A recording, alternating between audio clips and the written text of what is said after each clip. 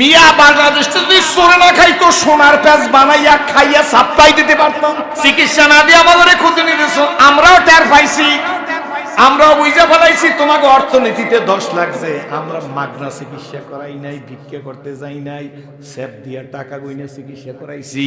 আমাদের কুদনি মারছেন, আপনি পানি যখন লাগে না সারিয়ে দেন। কাকু নরেন্দ্র মোদী কি বলেন ঠিক নেবে ঠিক, যখন পানি লাগে আটকাইয়ে রাখেন। এখন কোন পেঁয়াজ দেবেন না আলু দেবেন না। মিয়া বাংলাদেশ যদি সোনা না খাইতো সোনার পেঁয়াজ বানাইয়া খাইয়া সাপ্লাই দিতে পারতাম। কোন ঠিক নেবে ঠিক জোরে কোন। বাংলাদেশের সোরে না খাইতো, বাংলাদেশের জমিনতে সোনার পেঁয়াজ বানাইয়া খাইতাম, এরপরে সাপ্লাই দিতে পারতাম।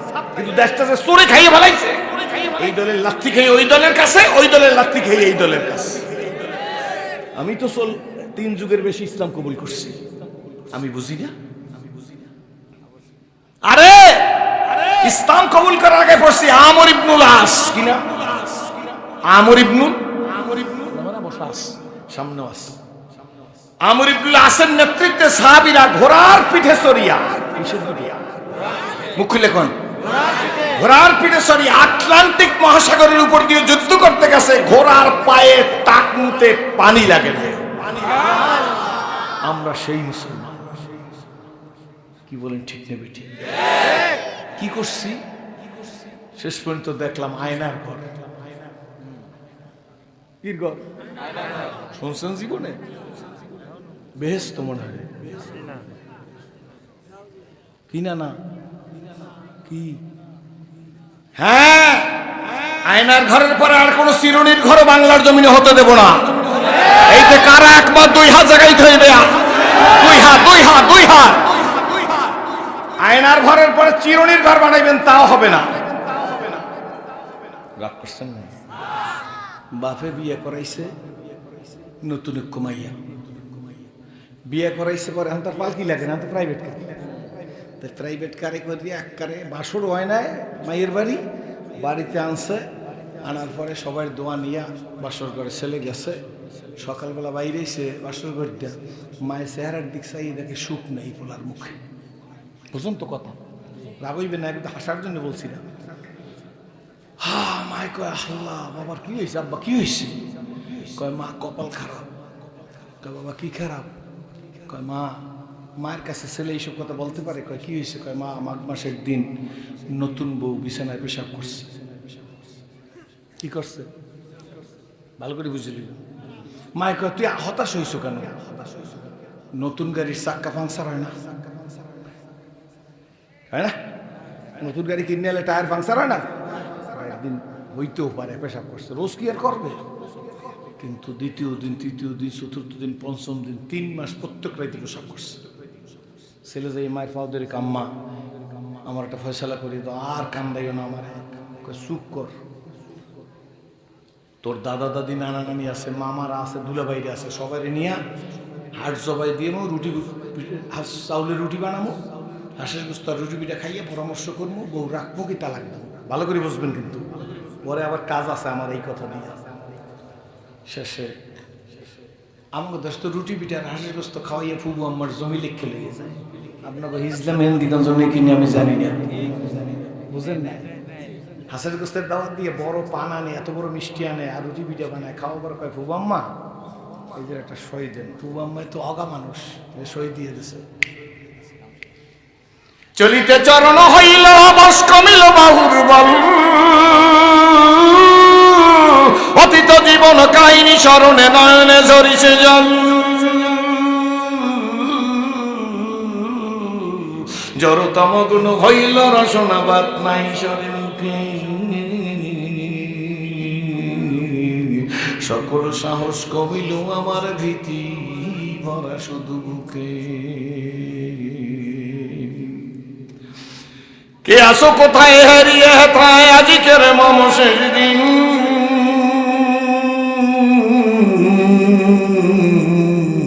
জীবন প্রদীপী নিভু নিভু প্রায় হইয়া এসেছে কি, এ দেহে মনে কত না শক্তি, কত না সাহস ছিল, কার ইঙ্গিতে সংসার সকলি শূন্য মিলিয়া গেল। উঠি বসি হাঁটি করি ছুটা ছুটি চলিয়াছি দিবানিশি, সে দেহ আজি মাটির সঙ্গে যাইতেছে যেন মিশি। কথা আমার বুঝা?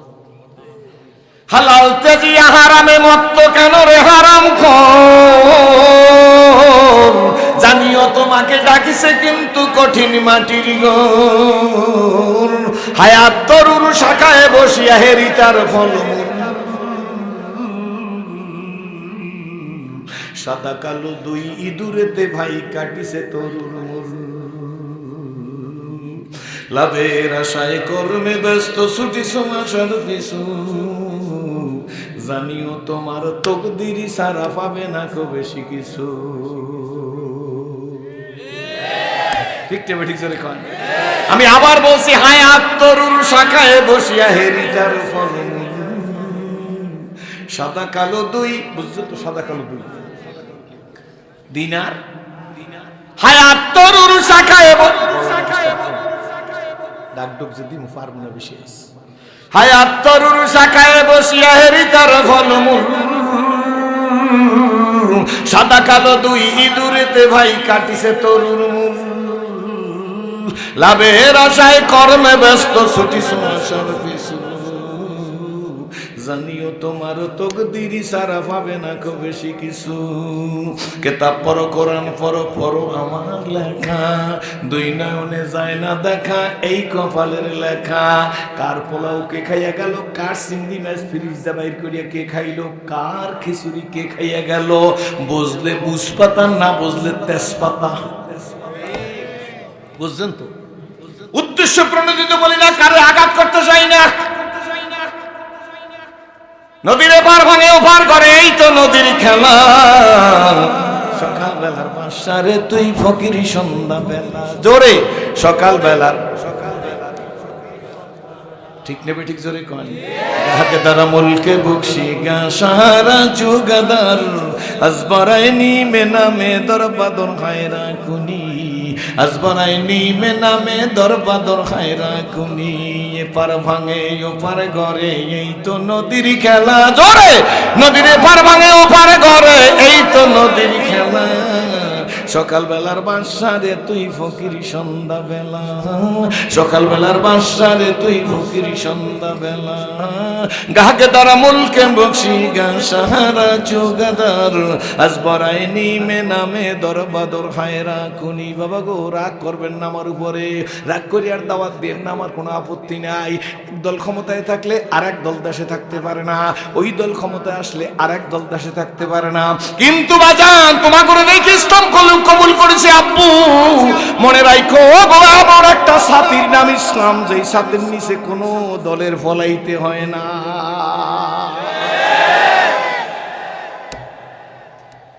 কথাটা কি মিথ্যে বলছি? সবাই মিললে পরামর্শ করছে, ফুবু আমার রুটি পিঠার ভাগ না, কিন্তু মনে আছে তো যে বউ তালাক দেয়। কি করছে? জন্মের মতো তালাক, একসাথে তালাক দিয়ে দিছে। তালাক দেওয়ার পরে এখন দুলাভাইরে জিজ্ঞেস করে, ভাই যেন আর বিয়ে করাই করবেন না। এইটা শব্দ হয় না, এইটাই শব্দ হয়। কারণ কি? এটা একটু দুর্বল। তা এটা কি একটা সুন্দর মতো মাইকের ব্যাপারে আমি বিশেষজ্ঞ না। আপনারা এই যে এইটা দিয়েছেন না, এটা লাগে না। মাইক বেলা হইলে আমি এমন একটা কথা কই দিম, খালি কইবে মানে মারিয়া সাউন্ড, মারিয়া সাউন্ড, মারিয়া সাউন্ড, মারিয়া। খারাপ হইলে অবস্থা টাইট। খুশি না বেজার?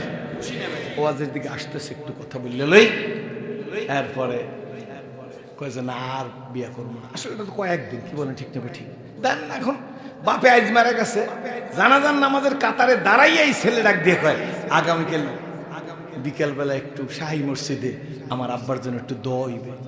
3 দিন গেছে, 3 দিন গেছে হুজুর। বড় আলেমরা বসা আছেন আমার সামনে। কিরে বেটা, তুই একটা ভালো ছেলে, তোর বাপের জন্য কাল কানতে কানতে তোর পায়জামা গরম হয়ে গেছে, দেখলাম খালি কাই তুই পড়ো, তুই পড়ো। তুই জানাজার নামাজে দাঁড়াই কইলি যে আইস তোর বাপে সকালে মারা গেছে, জোহরের নামাজের পর জানাজা হইছে, এরপর তুই যে দাওয়াত দিলি কাইলে আসরের সময় তোর শিখেছে, এটা কোনো আলেমের লাগে পরামর্শ করছো? কই ভাই জান, আমার আত্মীয় স্বজন সময় আমার কাইলে অফিস ধরা লাগবে, ঢাকা যাইয়া। তো বাপের যে কানছো, ওটা নুন দিয়ে কানছো চোখে, ওটা অরিজিনাল কান্না না। তোর অফিসের দাম তো বেশি, ঠিক না? ঠিক বরঞ্চ একটা বেদায়েতের খুঁটি গোড়াপত্তন করিয়ে গেলি। কুল্লু বেদাত দালাল, সমস্ত বেদায়েত ধ্বংসের মূল।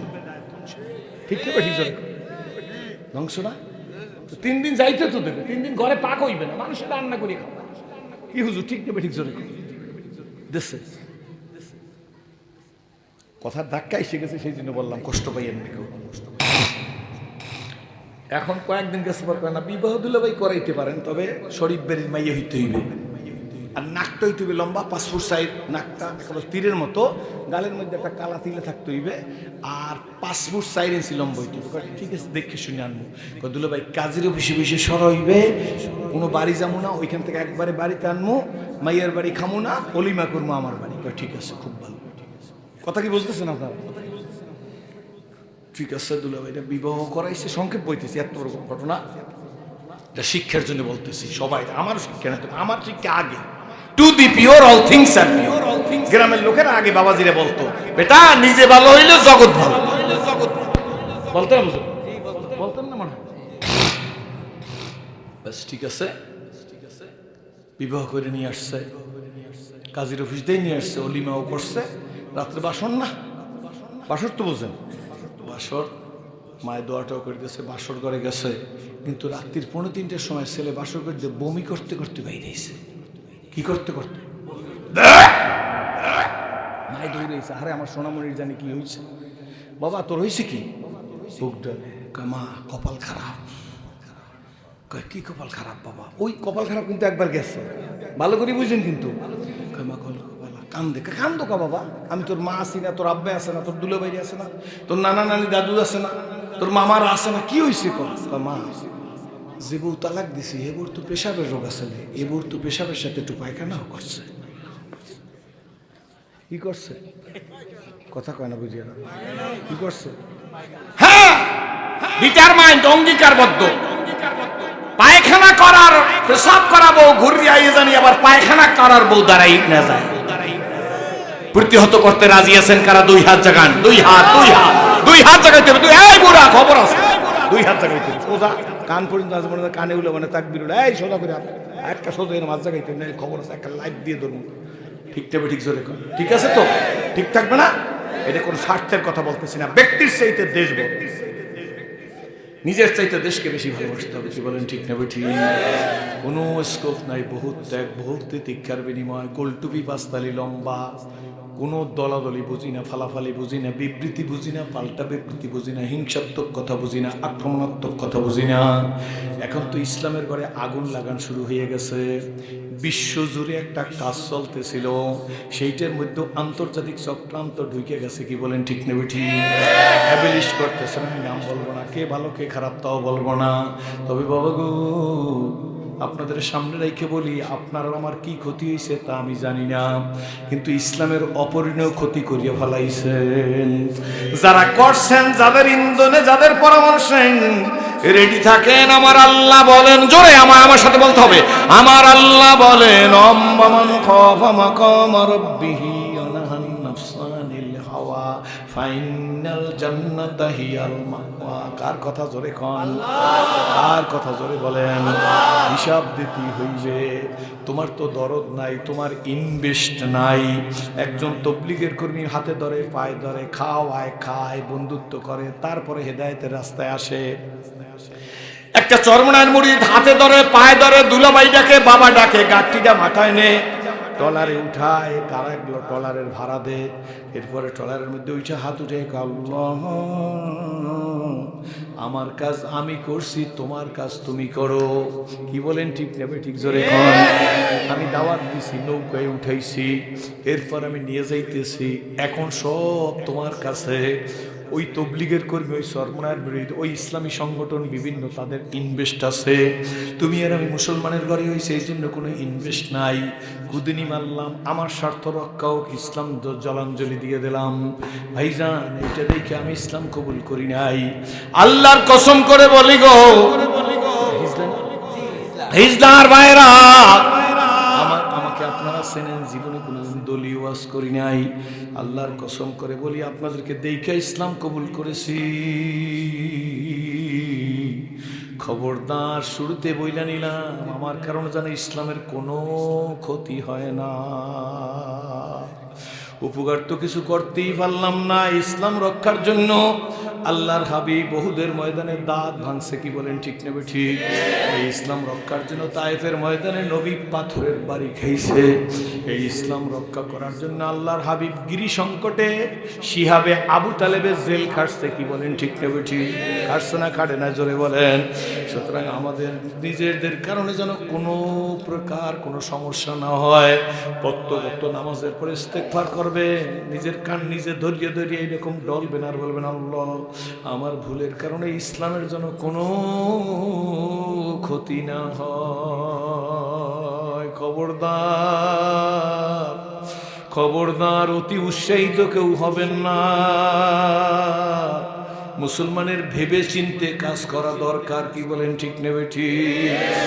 বুঝার শেষ করি নাই, বুঝা তারপরে ইসলাম কবুল করেছি ইনশাআল্লাহ।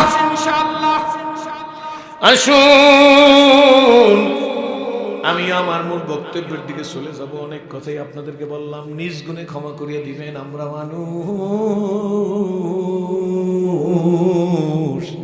আমাদের আল্লাহ মানুষ বানাইছে, জোরে বলেন আলহামদুলিল্লাহ। কে বানাইছে মানুষ? গরিলা মানব দেহ কতই মাধুরী দিয়া, কত সুন্দর করিয়া সাজাইলা তার হিয়া। কিছুই গোপন নাই তাহার গানের কাছে। কার জ্ঞান? কার জ্ঞান? তাহার গানের মহিমা এই বিশ্বভুবন জুড়িয়াছে। আমার আল্লাহ বলেন, জোরে আর জোরে, আমার আল্লাহ বলেন। আমার দিকে তাকান, আমার আল্লাহ বলেন, আফালা ইয়ালামু ইযা বুযিরা মা ফিল কুবুর ওয়া হুসিলা মা ফিস সুদুর ইন্না রাব্বাহুম বিহিম ইয়াওমাইযিন লাকাবীর। কার কথা জোরে কোন? কার কথা জোরে বলেন?